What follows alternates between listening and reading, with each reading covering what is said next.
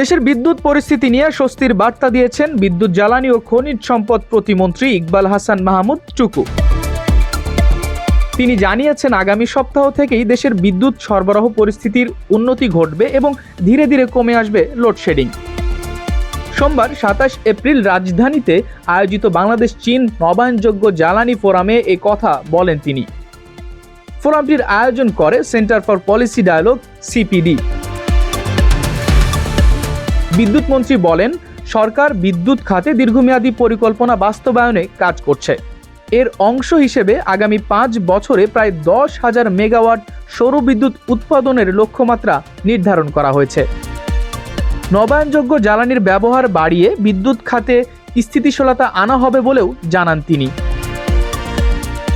তিনি আরও বলেন, চলমান সমস্যাগুলো সমাধানে ইতিমধ্যে প্রয়োজনীয় পদক্ষেপ নেওয়া হয়েছে। ফলে খুব শীঘ্রই দেশের মানুষ বিদ্যুৎ পরিস্থিতির ইতিবাচক পরিবর্তন দেখতে পাবেন।